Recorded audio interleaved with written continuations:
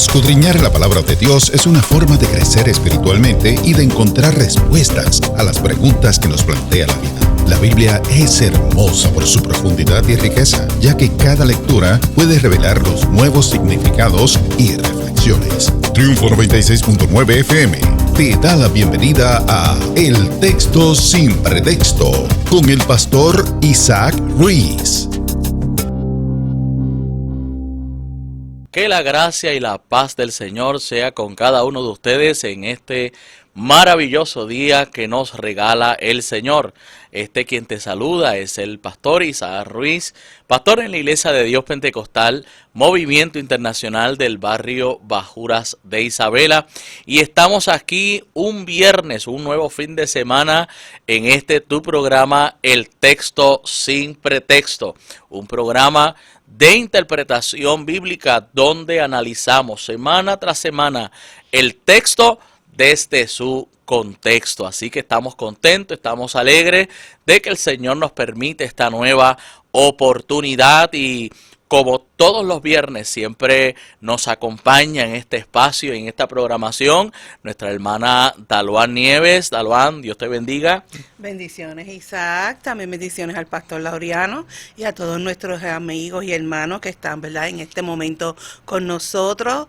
Le damos la más cordial bienvenida a un programa más del Texto Sin Pretexto y también aprovecho saludos a mi familia, a mis compañeros de la universidad, a mi iglesia, la Iglesia de Dios Pentecostal, Movimiento Internacional de Aguas Buenas Pueblo y a mi pastor, reverendo Jorge López Natal. Muchas bendiciones en el día de hoy y en todo lo que resta el fin de semana y por ahí para abajo. Amén.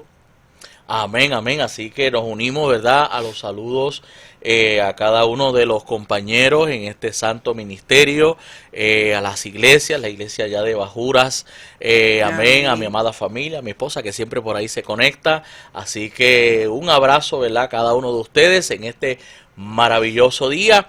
Y vamos como siempre, ¿verdad? Todas las semanas siempre tenemos un pasaje de la palabra del Señor al cual le damos consideración, donde lo analizamos desde su contexto y luego contestamos ciertas preguntas que queremos hacer énfasis, ¿verdad?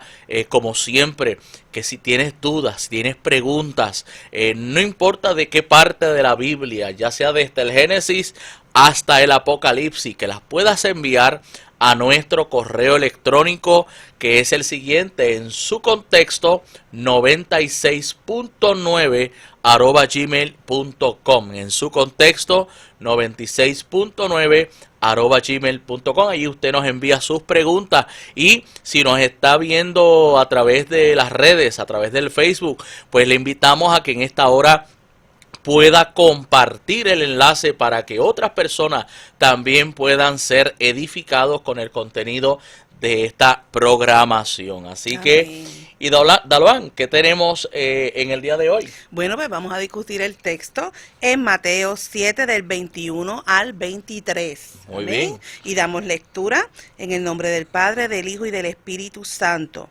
No todo el que me dice, Señor, Señor, entrará en el reino de los cielos, sino el que hace la voluntad de mi Padre que está en los cielos. Muchos me dirán en aquel día, Señor, Señor, ¿no profetizamos en tu nombre? Y en tu nombre echamos fuera demonios, y en tu nombre hicimos muchos milagros.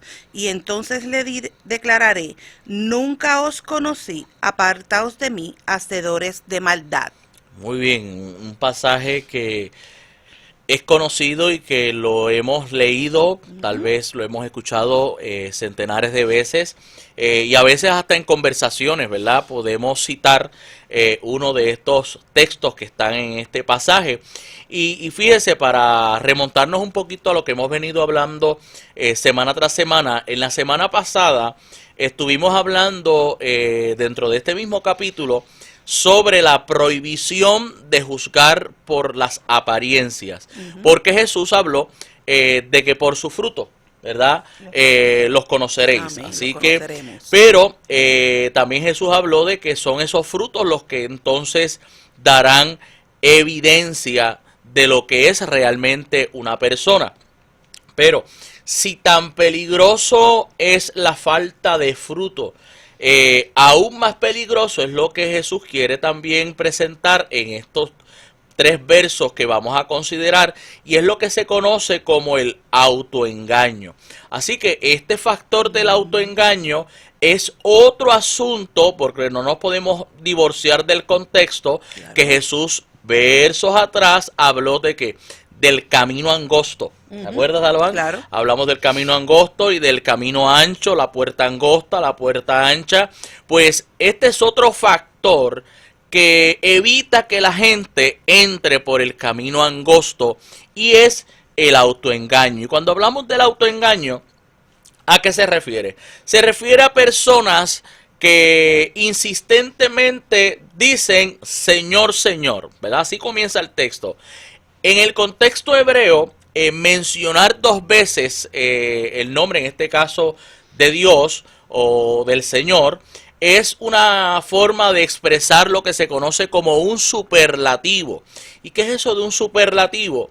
Es una manera de expresar excelencia o majestuosidad, ¿verdad? Es una forma de, por ejemplo, si yo quisiera hablarle a Manuel Laureano como un gran locutor, pues yo me expresaría y diría, locutor de la radio, ¿verdad? Se llama ser lambeojo. Así que, y es la forma en que Jesús presenta, ¿verdad? Engrandeciendo a ese que se acerca diciendo, oh Señor, Señor, ¿verdad? Usando ese superlativo de majestuosidad, ¿ok? Y en este contexto está haciendo referencia a personas que por un lado reconocen el señorío de Jesús. Amén. Ok, pero también queremos hacer un análisis porque hay una expresión, hay un verbo, ¿verdad? Los que dicen, ¿verdad? Los que dicen Señor, Señor. La construcción gramatical de esta expresión está en un participio presente, ¿verdad? Viene del griego legon.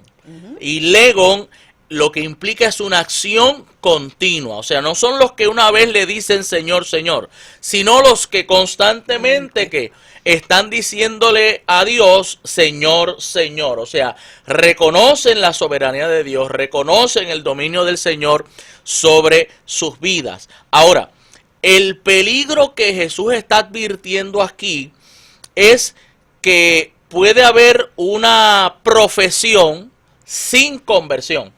O sea, yo reconozco a Dios, ¿verdad? O a Jesús como el Señor de mi vida, pero realmente no he tenido un nuevo nacimiento.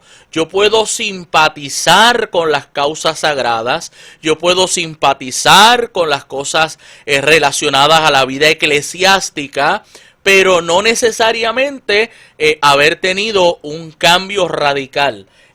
Por ejemplo, algo que a mí me preocupa como pastor, ajá, es que ya en las prédicas de evangelismo no se habla mucho de arrepentimiento, que sabemos que es el cambio de mente. Amén. O sea, cambia de actitud. Escuchamos muchas expresiones que hasta suenan casi románticas. Entrégale tu corazón a Cristo. Ok, pero no hablamos del arrepentimiento. Okay, entonces, lo que Jesús quiere presentarnos no es meramente a yo simpatizar con Dios, a yo reconocer que Jesús es Dios, sino que tiene que haber un cambio. Amén. Tiene que haber una transformación. Entonces, el texto lo que nos está diciendo es que esta gente, que aunque digan Señor, Señor, pero no ha habido ese cambio, pues la consecuencia es que ellos no entrarán al reino de los cielos, porque lo que nos está queriendo decir esto es que esto no es por religiosidad. Amén. Esto no es por ortodoxia. No, yo tengo la doctrina correcta. No, eso no es lo que nos salva, ¿verdad? El Señor espera algo más a cambio. En algún momento dado le dijo a los discípulos, si vuestra justicia no supera a la de los fariseos. Y mire que los fariseos procuraban vivir al pie de la ley, ¿verdad? Amén. Jesús dijo, si nuestra justicia no supera eso, pues como decimos en el argot nuestro, no te vistas, que no vas, dicen por ahí, ¿verdad? Ahora, en el verso 22 aclara que no son unos pocos ¿verdad? Los que se enfrentarán a la escena que presenta, porque mire lo que dice el verso 22 para repasar. Dice, muchos me dirán en aquel día, Señor, Señor, ¿verdad? Mientras que el uno dice, no todo el que dice Señor, Señor entrará en el reino de los cielos, sino el que haga la voluntad de mi Padre, el que obedezca. Esto es un asunto de obediencia. Esto es un asunto de creer la palabra y obedecer al Señor. Pero muchos, o sea, no serán unos pocos. Serán muchos los que en aquel día, ¿qué día? Todos tenemos que enfrentar el juicio final, ¿verdad? En ese sentido, los justos enfrentaremos lo que llamamos el juicio de los galardones y los impíos enfrentarán el juicio del gran trono blanco. Entonces, es ese día donde muchos, como manera de justificar, dirán, en tu nombre, ¿qué? Profetizamos. Y el asunto de profetizar que se menciona aquí, se refiere al nivel profético de aliento, de consolación, porque a veces pensamos en profecía y pensamos siempre en predicción, en futurismo, y no toda profecía tiene que ver con futurismo, aunque el futurismo es profecía, ¿verdad? Valga la aclaración. Pero tiene que ver más con este nivel profético, que es el que Pablo menciona en la carta a los Corintios, cuando habla de la profecía, es esa exhortación, es esa consolación, es esa palabra que viene directamente de Dios para los creyentes de la iglesia. Así que muchos dirán, en tu nombre, ¿qué? Profetizamos. ¿Y a qué nos lleva esto? A que no basta con ser buenos predicadores.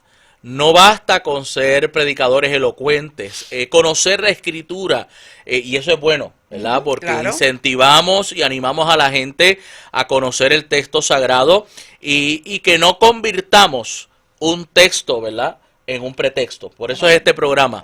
Pero no basta con eso, ¿verdad? No debemos olvidar que hubo un Balaam que se llamaba profeta, pero cuando lo analizamos parece más un adivino. El hombre se iba al mejor postor, quien más le diera plata, a ese profetizaba, ¿verdad? Y en ese sentido se parece a muchos, como yo diría, profetas de cartón modernos, que profetizan, pero profetizan al lado que mejor les convenga. Y eso la Biblia lo llama pecado de presunción, decir que Dios dijo cuando Dios no ha dicho nada. Ahora, lo otro que se menciona en el texto es que también dirán, mira, en tu nombre reprendimos demonios y sanamos enfermos. Pues cuando usted analiza eso, usted diría, bueno, una persona que reprende demonios, pues tiene que tener un nivel tal vez de consagración mayor con Dios. Pero no perdamos de perspectiva lo siguiente, y es que cuando se reprende a Satanás o a los demonios, no somos nosotros que lo hacemos. Es que los demonios y Satanás responden a un nombre que tiene poder, y es el nombre de Jesús. Así que yo no reprendo a Satanás en mi nombre, yo lo reprendo en el nombre de Jesús, y es ese nombre al cual ellos creen y tiemblan. Así que una persona reprendió un demonio. Bueno, si vamos a la Biblia, Judas pertenecía al equipo de los 12. Y Jesús los mandó de 2 en 2. Y ellos vinieron contentos. Señor, en tu nombre los demonios se nos sujetan. Esto es una cosa tremenda. En tu nombre sanamos enfermos. ¿Y qué les dijo el Señor? No se alegren, ¿verdad?, de que los demonios respondan y se sujeten. Procuren, alégrense de que sus nombres estén escritos en el libro de la vida. Y en una segunda ocasión, cuando Jesús mandó los 70, también Judas iba ahí. Y la Biblia dice que había uno de los discípulos que era diablo. La Biblia dice que se sabía de Judas que sustraía de la bolsa. Así que, y esto me lleva a la primera pregunta. O sea, porque esto es por default. ¿Cuál es la primera pregunta? O sea, ¿puede una persona que está en pecado ser utilizado por Dios? ¿Verdad? Y esta pregunta me la han hecho, y por eso cuando analicé el pasaje dije, bueno, aquí va insertada esta pregunta. ¿Por qué? Porque a veces pensamos que si Dios utiliza a alguien es porque tiene que estar en santidad total. Y ese debe ser Amén. el anhelo de Claro. todo creyente. Pero cuando a veces nos enteramos de situaciones lamentables y tristes, de predicadores de renombre, de ministros del Señor que después de muchos años sirviendo, pues mira, nos enteramos que llevaban 2, 3, 4 años viviendo una doble vida. ¿Qué pasa ahí?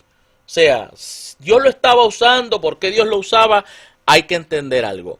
Dios siempre va a respaldar su palabra. Amén. O sea, y eso es lo que tenemos que tener claro. Si la palabra de Dios está en juego, si la palabra de Dios está siendo pronunciada, Dios nunca permitirá que su palabra caiga en tierra. Amén. Amén. Sino que Dios va a respaldarla.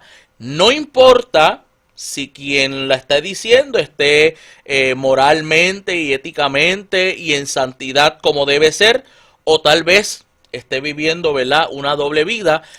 Claro, eso no justifica ni le da licencia a nadie para usted decir, no, pues yo vivo como me da la gana. No, no, no. Usted debe de vivir como Dios demanda. Sed santos porque yo soy santo, dice la Escritura. Amén. Pero a los que se cuestionan, que a veces tienen esa pregunta, esa interrogante, ¿cómo es posible que Dios los use si están en pecado? Entiéndase que no se trata por el vaso, se trata que la palabra que está siendo pronunciada es palabra de Dios. Amén. Amén. Aunque el vaso esté un poco sucio, pues la palabra de Dios está en juego. Amén. Y Dios siempre la respaldará. No, y el Señor no se contradice a sí mismo, porque Él prometió que ha de cumplir, pero la promesa de utilizarnos en su propósito, ¿verdad? Esto significa que cuando Él promete, o sea, que una persona tal vez no es, puede ser, como tú dices, que tenga una doble vida, no significa que no cree en el Señor. O sea, esa persona cree en el Señor y el Señor prometió que haría, ¿verdad?, en Marcos 16, 17 al 20, que Él presentaría estas evidencias a aquellos que creen, que en mi nombre echarán fuera demonios, hablarán nuevas lenguas, tomarán en las manos serpientes, y si vivieren cosas mortíferas, no les hará daño. Sobre los enfermos pondrán sus manos y sanarán. O sea, Él dio autoridad porque nos damos para que Él pueda obrar a través de nosotros. Eso, ¿verdad?, fue su promesa. Pero también en 1 Corintios 10:12 dice que por tanto el que cree que esté firme, tenga cuidado, no sea que caiga. O sea, una cosa es ser vaso, como tú acabas de explicar, en las manos del Señor, pero eso no implica que nosotros podemos decir, pues el Señor me utiliza, pues yo estoy bien. No, tenemos que cuidar nuestra salvación porque son cosas diferentes. Exacto. Aunque anden juntas, pero son cosas diferentes. Un caso de ello sería el caso de Sansón. Exacto. Sansón, si miramos la Biblia, violentó constantemente el voto del nazareo. Que el voto del nazareo implicaba no embriagarse, no tocar cosas muertas, no casarse con una mujer filistea. Y vemos que a pesar de que él fue violentando poco a poco, pues la gracia de Dios lo sostenía, hasta que entonces el pecado generó sus consecuencias. Exacto. Y eso es lo que tenemos que entender y lo que Jesús quiere transmitir. O sea, que el que Dios me use no significa nada. Por eso es que no nos podemos olvidar, por su fruto los conoceréis. Amén. O sea, yo a veces le digo a mis estudiantes, puede botar fuego por la boca literalmente. ¿Significa eso? No. O sea, hay que ver el fruto, hay que ver la vida que vive esa persona delante del Señor. Y me gustaría citar para ya entonces en breve pasar a otra de las preguntas, pero quisiera citar la expresión que hizo el doctor Lacueva considerando esta porción de la Escritura. El doctor Lacueva dijo lo siguiente, dice: los dones de lenguas y de sanidades recomiendan a una persona ante el mundo, pero es la genuina santidad la que es aceptada por Dios. Y no nos podemos olvidar que la Escritura dice, sin santidad nadie verá al Señor. Y eso es lo que Jesús está demostrando en este pasaje. Podrás reprender demonios, podrás sanar enfermos, pero a muchos Él les dirá, nunca os conocí.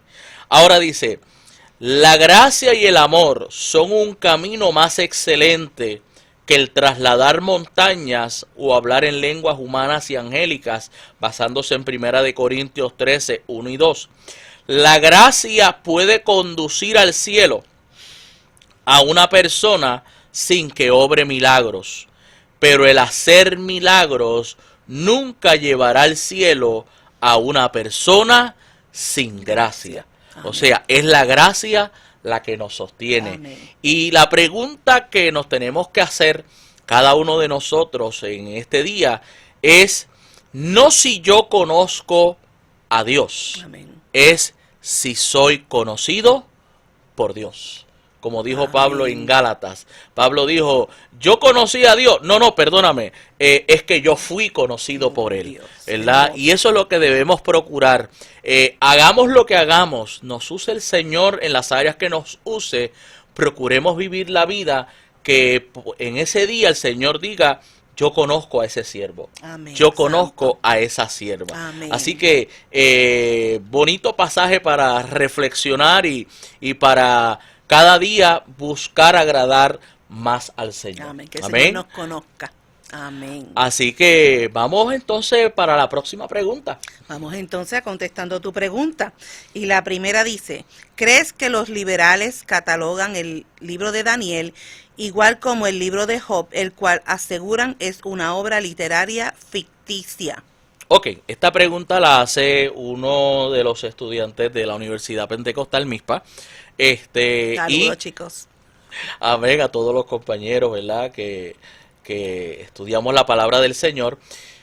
Y para los que nos están viendo o escuchando, cuando se habla de los liberales, ¿a qué se refiere? Primero se llama liberal en la teología, a lo que conocemos como esa alta crítica, que se caracteriza por ser eruditos que pues no creen en lo sobrenatural, no creen en la profecía, o sea, no creen que Dios revele de antemano, en ejemplo, Isaías, por dar un ejemplo, 400 años antes de que Ciro existiera, pues Isaías lo profetizó.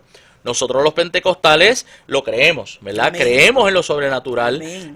nos movemos en ello, ¿verdad? Por eso creemos en la carisma del Espíritu Santo y todo esto. Pero esa alta crítica, lo que el hermano llaman liberales, pues ellos piensan que el libro de Job, como él hace mención, como el libro de Daniel, fueron ficticios.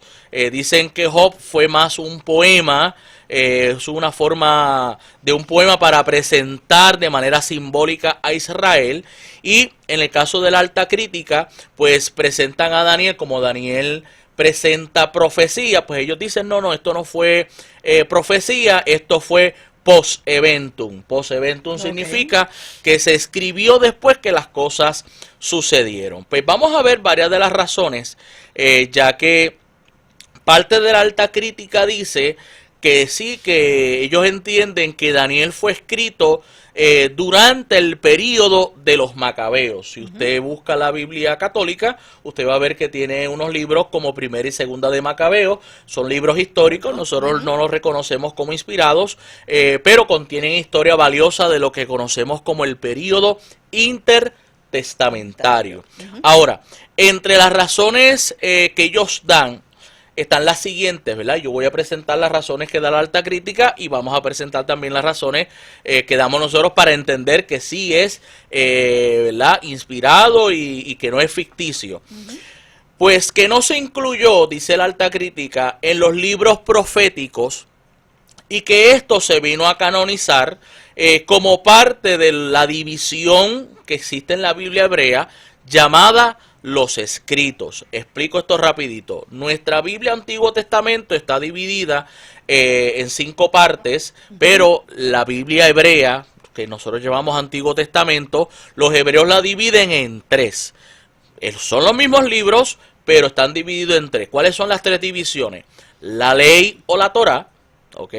Lo que conocemos como los profetas, que se le conoce en el hebreo como los Nebim, y los escritos, que ahí están los escritos sapiensales, que son lo que se conocen como los Ketubim. Así que las 3 divisiones de la Biblia hebrea son Torá, Nebim y Ketubim. Ok, Pues a eso es que nos referimos con los escritos. Pues ellos dicen, mira, Daniel es parte de los escritos y no de los profetas en la Biblia hebrea, porque fue completado en el controversial, si podemos decirle así, concilio de Yabnia, porque se debate, ¿verdad? Hay mucho debate con relación a ese concilio, pero usted quiere buscar información, busque información, concilio de Yabnia, ¿verdad? Y puede indagar un poquito más sobre qué sucedió o qué cosas pasaron en ese concilio. Otros de la alta crítica dicen que el uso de palabras persas y griegas demuestra que se escribió mucho tiempo posterior. Eso dicen otros eruditos. Para los críticos, esto es evidencia de que el libro se haya escrito después de la invasión de Alejandro Magno, cuando el imperio griego, en manos de Alejandro, invade el famoso imperio medo-persa, ¿verdad? Otros sostienen que Daniel contiene supuestos errores históricos. Por ejemplo, que Belsasar no fue el último rey de Babilonia, sino que lo fue el rey Nabónido, que fue su padre, ¿verdad? El padre de Belsasar. Pero datos extrabíblicos nos indican que aunque el rey Nabónido fue el último rey de Babilonia, entre el 555 al 539 antes de Cristo, se dice que en su reinado sucedió algo extraño. Y lo que sucedió fue que Nabónido abandonó Babilonia. Creo que se fue a reconstruir un templo. Sí, el templo de Sin. El templo de Sin. Y él se fue para allá, para el desierto de Arabia, en la ciudad de Teima. Exacto. Mientras que su hijo Belsasar lo dejó entonces como gobernador de facto en Babilonia. Así que no es que hay un error histórico, es que sí, él fue el último rey, pero dejó a su sucesor al frente, ¿verdad? Y llegó Ciro. ¿Cómo? Y llegó Ciro. Y llegó entonces después Ciro y pues ya usted sabe, el resto es historia, como dicen por ahí. Ahora, también para que veamos que entonces vemos del otro lado de los que sí decimos que Daniel es un libro real, que no es ficticio, que es histórico y que es profético. Pues mire, los primeros lectores judíos y cristianos consideraron el libro de Daniel como un libro histórico. Pero en especial tenemos al mismo Jesús, que para nosotros los cristianos Jesús es una autoridad. Pues Jesús hizo alusión a la famosa abominación desoladora que se menciona en el libro de Daniel. O sea, que Jesús no va a usar un libro ficticio para hacer alusión, ¿verdad? De algo que se menciona ahí, porque es ficticio. Si Jesús hace alusión, es como también hace alusión a Jonás, ¿verdad? No, que Jonás fue ficticio. Mire, hoy sabemos, gracias a las pescas en el mar Mediterráneo, que lo que le pasó a Jonás le ha pasado a otra gente y han sobrevivido, porque hay unos animalitos, ¿verdad?, muy interesantes allí. Y rapidito, para irnos ya mismito a la pausa, ninguna tradición judía o cristiana interpretó a Daniel como una ficción. Y Josefo, el gran historiador judío, afirmó que ya el libro de Daniel existía en los tiempos de Alejandro Magno, y que cuando Alejandro Magno llegó a Jerusalén, ¿sabes qué? Le presentaron el libro de Daniel, y cuando él lo leyó junto a los sacerdotes, él mismo entendió que el personaje que habla allí era él. Así que Alejandro Magno, cuando fue a adorar a Jerusalén y ofreció un sacrificio, según los sacerdotes lo ilustraron, él entendió que la profecía de Daniel estaba hablando de él. Así que interesante por demás este tema, esta pregunta que nos han hecho nuestros compañeros. Pero mire, ahora aproveche y avísele a su hermano, a su amigo, a su primo, a su tío, a su vecino, y déjele saber que el texto sin pretexto ha comenzado. Estamos aquí de regreso en tu programa de El Texto Sin Pretexto, y si te estás conectando, ¿verdad?, en esta segunda media hora, pues te invitamos a que te quedes ahí con nosotros para seguir aprendiendo de las riquezas que tiene la palabra del Señor. Y antes de irnos a la pausa, estábamos trabajando el asunto sobre el libro de Daniel, y tenemos a uno de los hermanos que está conectado a través de las redes, que nos hace la pregunta sobre dónde puede conseguir la información de que Alejandro Magno, ¿verdad?, el gran rey griego macedonio, leyó el libro de Daniel y le fue presentado. Pues mire, eso usted lo puede conseguir en el libro de Antigüedades de Flavio Josefo, el gran historiador Flavio Josefo, Antigüedades de los Judíos, capítulo 11, punto 8, ahí usted lo consigue. Así que, ¿verdad?, para todos aquellos que les gusta indagar un poquito más y conocer un poquito más de la historia, pues lo puede buscar ahí. Pero queremos rapidito reconocer a algunos que están conectados con nosotros. Tenemos por aquí al pastor Javier Ríos, que nos está viendo. Por ahí Bienvenido. vi a la pastora Dorcas, Amén. de allá del Panorámico, a la pastora Gualesca, no sé quién más tienes por ahí. Bendiciones. No lo tengo. Amén. Y tenemos a varios hermanos, ¿verdad? La hermana Leslie Cruz, de allá de Bajuras, Dina Nieves, que también está conectada, desde Ok. Tampa, Florida, nuestra hermana Ivette Hernández. Así que A siempre... Andrew Cocho, que fue, hermano Andrew Cocho, que fue quien hizo la pregunta. Amén. Así que tenemos, ¿verdad?, como siempre, varios de nuestros hermanos que se conectan y están ahí siempre conectaditos. Así que, y queremos rapidito retomar Sí, parte de la pregunta que dejamos en el Sí. aire, porque no solamente decimos que el libro de Daniel es histórico, por lo que dijimos anteriormente, hay varias citas, ¿verdad? Sí, y ¿Tienes algo por ahí? tengo por aquí que lo que mencionaste sobre, ¿verdad?, que Jesús menciona el libro de Daniel, eso aparece en Mateo 24, 15 y 30, ¿verdad? Como dijiste, nuestra autoridad máxima. En Mateo 24, 15 se hace referencia a la abominables desolación de Daniel 9, 27, y en Mateo 24, 30 Jesús interpreta una profecía del libro de Daniel como referencia al Mesías y a su persona, y entonces se mostrará la señal del Hijo del Hombre en el cielo. Pero también tenemos que en Santiago 5:11, como hablamos, ¿verdad?, mencionaste de Job, se ilustra, ¿verdad? Santiago ilustra la firmeza de Job y la misericordia del Señor en capítulo 5:11. Muy bien, muy bien. Así que, y para los que, ¿verdad?, siguen la alta crítica dice, mira, que Daniel se escribió para la época de los macabeos, sin embargo, tomando a los macabeos como libros históricos, Exacto, no inspirados, sí. pero sí como documentos históricos. Muy importantes, por cierto. Fíjese que en Primera de Macabeos, para los que tengan, y esto lo estoy tomando específicamente de la Biblia de Jerusalén latinoamericana, en Primera de Macabeos 2, 59 y 60, dice, Ananías, Azarías, Misael, por haber tenido confianza, se salvaron de las llamas. Amén. Daniel, por su rectitud, escapó de los fauces de los leones. O sea que el libro de Macabeos reconoce como histórico el libro de Daniel, e inclusive en el cuarto libro de Macabeos, que no aparece en las Biblias católicas, pero es una fuente extra bíblica, pues en el capítulo 13, versículo 9, dice que el justo Daniel fue arrojado a los leones, y Ananías, Azarías y Misael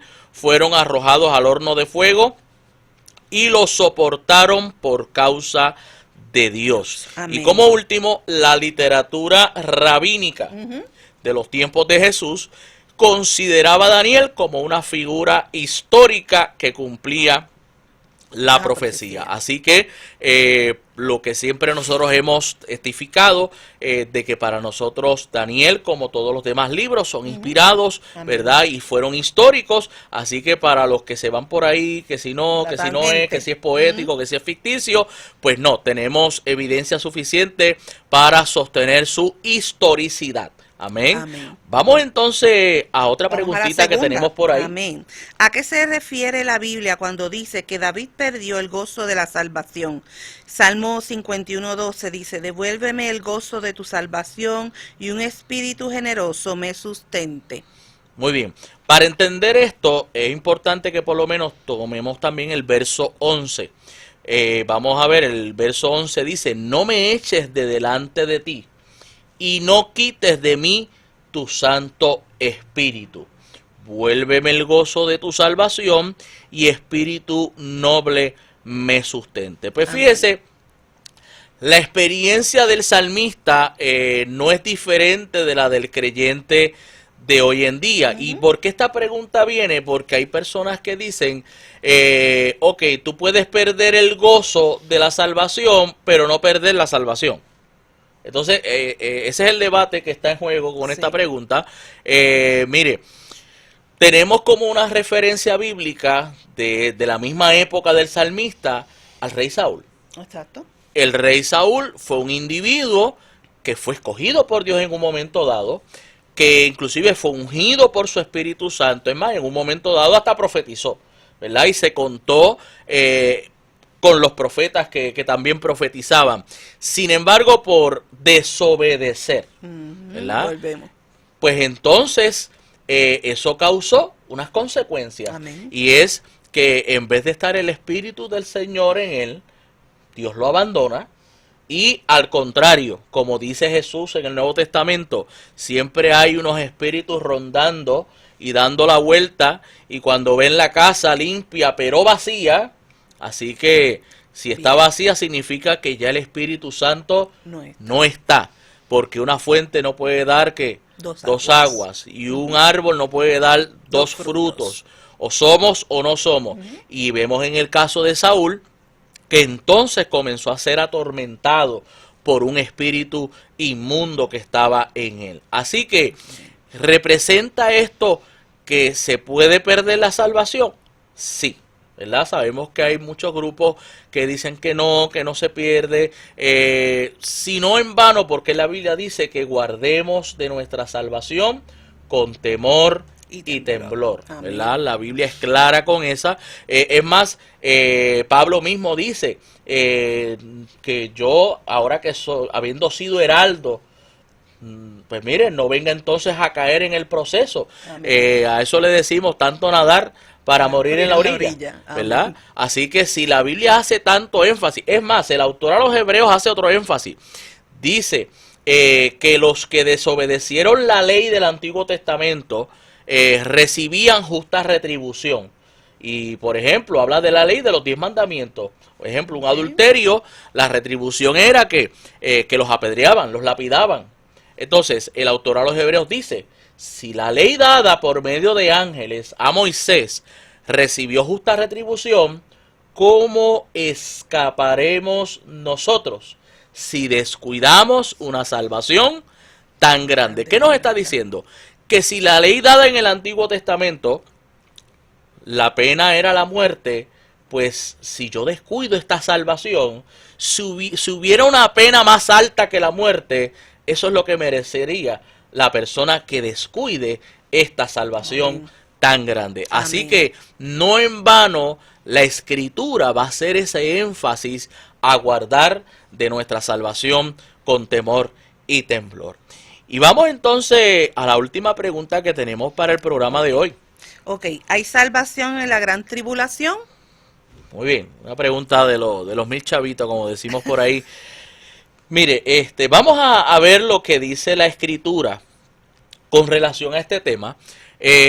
Obviamente hay gente que pues cuando tú le tocas que sí hay salvación, pues entonces enarbolan otros argumentos, pero ¿verdad? Vamos a contestarlo con la seriedad que esto merece.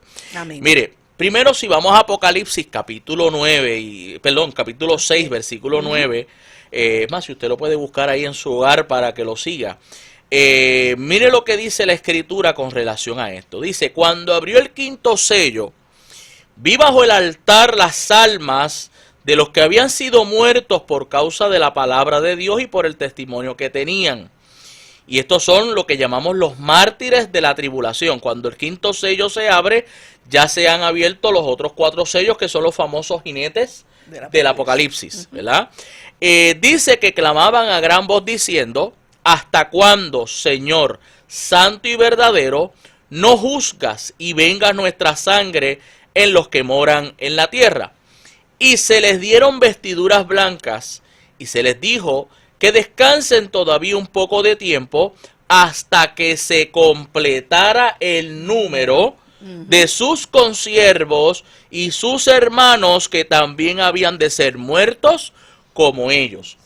Ok, ¿qué nos está diciendo aquí? Que hay un grupo de mártires, que estas almas están debajo del altar, que están clamando por justicia. Amén. Se les dice: esperen, porque todavía el número no se ha completado. O sea, que hay otros mártires que van a morir por la causa del Señor en los tiempos de la gran tribulación. Ahora, ¿implica eso que son salvos porque se dejan, como dice mucha gente, porque se dejaron cortar el pescuezo? No, la Biblia es clara y vamos a ver por qué es que se salvan, ¿verdad?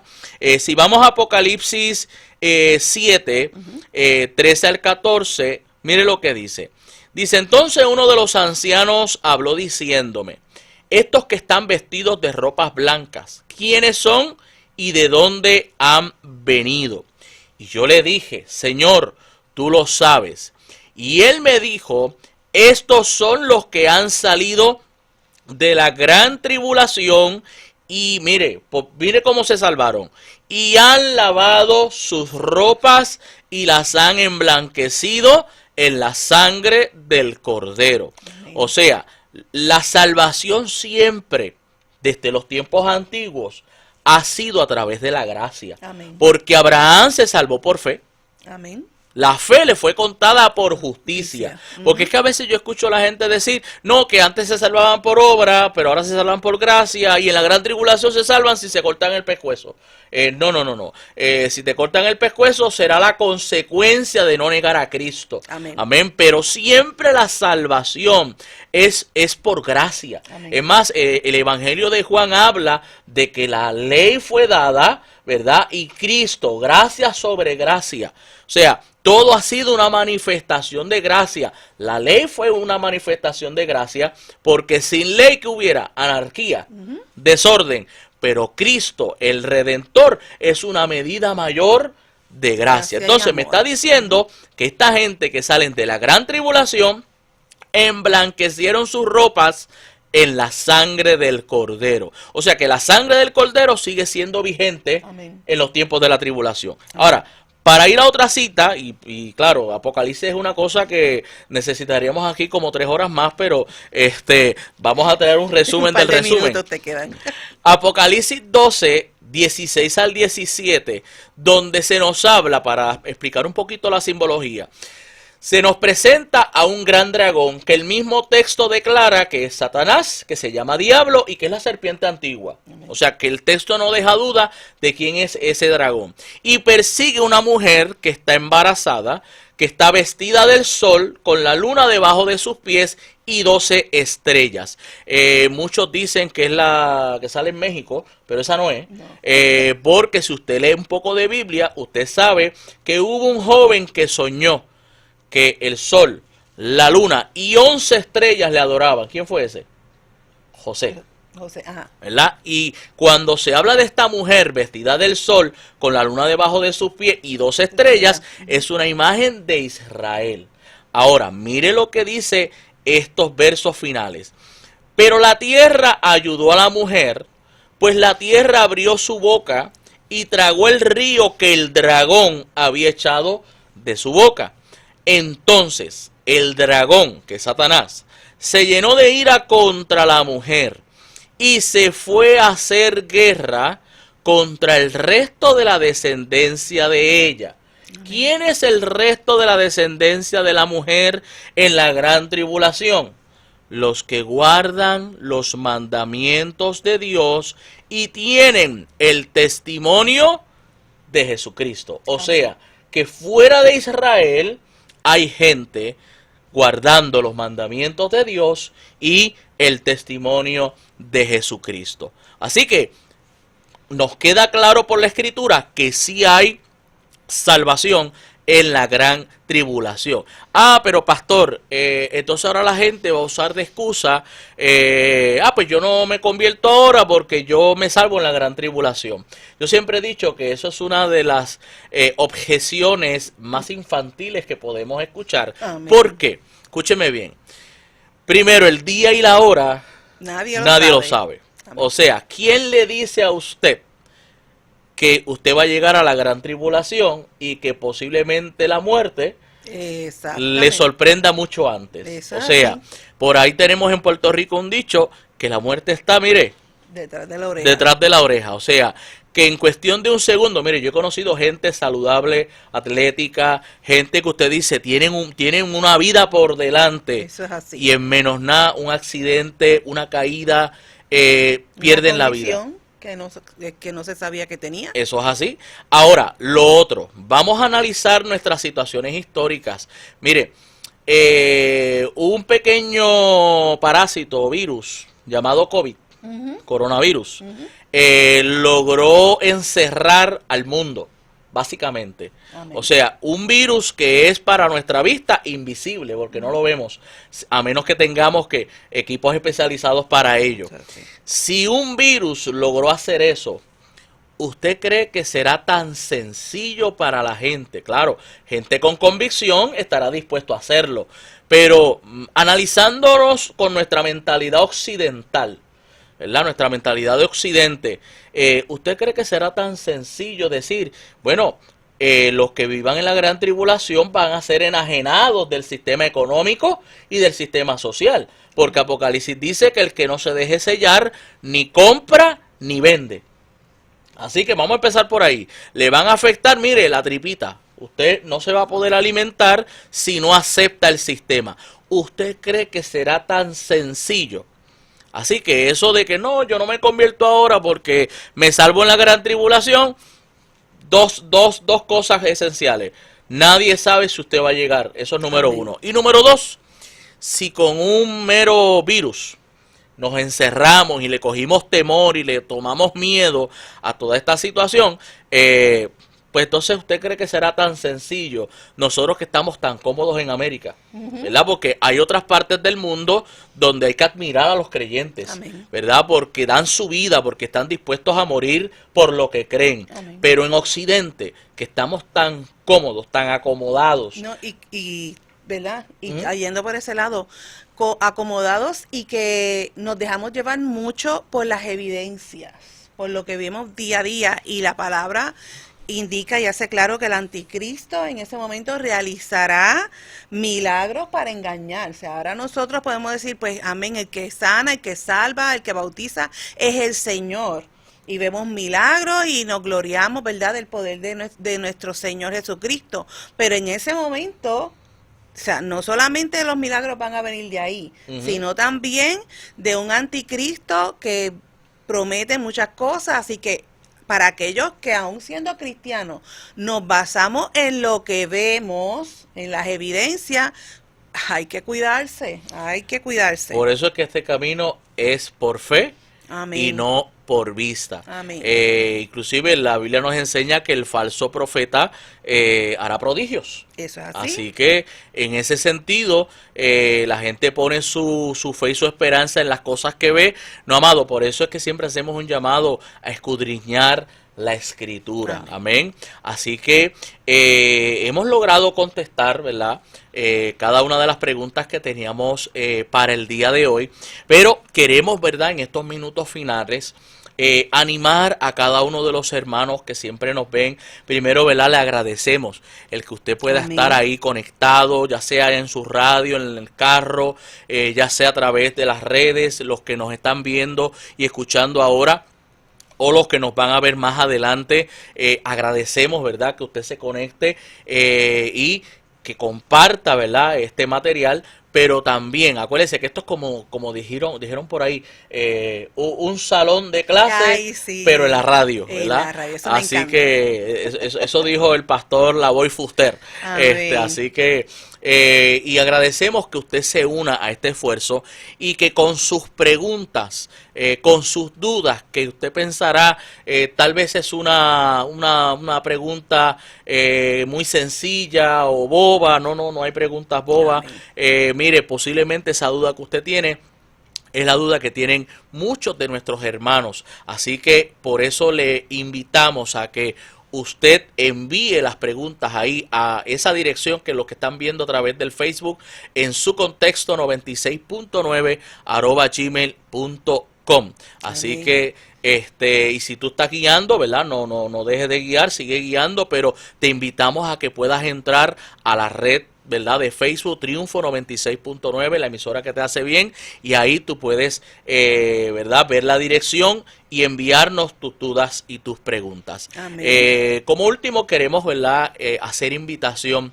Si en el caso de los que nos están escuchando, usted es del área oeste, ¿verdad?, los pueblos limítrofes de Isabela, Aguadilla, Quebradillas, ¿verdad?, esos pueblos cercanos allí, te invitamos. No tienes un lugar donde reunirte, donde adorar el nombre del Señor, te invitamos a la Iglesia de Dios Pentecostal Movimiento Internacional del barrio Bajuras de Isabela, una iglesia que adora, que bendice, que exalta el nombre del Señor. Los domingos tenemos nuestros cultos a las 4 de la tarde. Si usted, ¿verdad?, a veces no va a la iglesia porque pues muy temprano, los domingos es el día de descanso mío, pues mire, allí en Bajuras hay una comunidad de fe que se reúne, mire, en un horario cómodo. No es muy de noche, ¿verdad? Es a las 4 de la tarde, ya 6:30 por ahí, usted va caminito a su hogar, ¿verdad? Si el Espíritu Santo nos dice otra cosa. Amén. Usted sabe cómo es esto. Amén. Amén. Claro. Pero si usted está en el este, Dalvan, ¿a dónde pueden ir? Amén. Pueden visitar la Iglesia de Dios Pentecostal Movimiento Internacional de Aguas Buenas Pueblo, tan cerquita de aquí, estamos como a 20 minutos, así que allí estamos para, ¿verdad?, alabar y glorificar el nombre del Señor. Y nosotros los domingos tenemos en la mañana escuela bíblica comenzando a las 8:30 y seguimos entonces con nuestro culto de adoración, así que en ese horario serán bienvenidos para alabar y glorificar el nombre de nuestro Señor Jesucristo, una iglesia llena de amor y del poder del Señor. Amén, amén. Así que, y rapidito queremos saludar a unos otros hermanos que se han conectado en esta hora, y es que tenemos por aquí, mire, a Abigail Molina, tenemos a la doctora Elba López, que es la directora del Centro de MISPA de Aguadilla. Amén. Bendiciones, Elba. A Iraida Montalvo, de allá de Bajuras, a Neri González, a Limari Valentín, que es una estudiante nuestra allá. Tenemos por aquí a Lorraine Ramos, de allá de Aguadilla, a los pastores Maldonados, a Lili Roldán, tenemos a nuestra hermana Luz y Salvador, ¿verdad?, de allá de Bajuras, Aniel Reyes, y tenemos por aquí a la primera dama de la región de Puerto Rico, nuestra hermana Sonia Santuche, Amén, que está conectada. Así que saludos a la familia de nuestro señor obispo. Y no sé si tienes a alguien más por ahí. Sí, tenemos por aquí a nuestra amada Silvia Lewis, que siempre nos acompaña, y un saludo a Elizabeth Vega, la esposa de mi pastor. Bendiciones, gracias por estar conectado con nosotros. Y a Dina Nieves, amén. Ajá, de Bajuras, amén, bendiciones, amén, hermana Dina. Qué bueno, pues mis hermanos, nos hemos gozado en este día maravilloso que nos ha dado el Señor, y te invitamos que el viernes que viene tenemos un programa especial con enfoque navideño, amén, porque ya las navidades llegaron a Triunfo 96.9, así que vamos a hablar de Navidad, amén, vamos a contestar algunas preguntas relacionadas a la Navidad, y mi gente, nos despedimos con un fuerte abrazo en el nombre del Señor, y gracias por sintonizar tu programa, El Texto Sin Pretexto. Triunfo 96.9 FM presentó al pastor Isaac Ruiz en El Texto Sin Pretexto. No olvide que puede enviarnos su pregunta, duda o comentario a la siguiente dirección electrónica: en su contexto 96.9 @gmail.com. Regresamos la próxima semana en El Texto Sin Pretexto.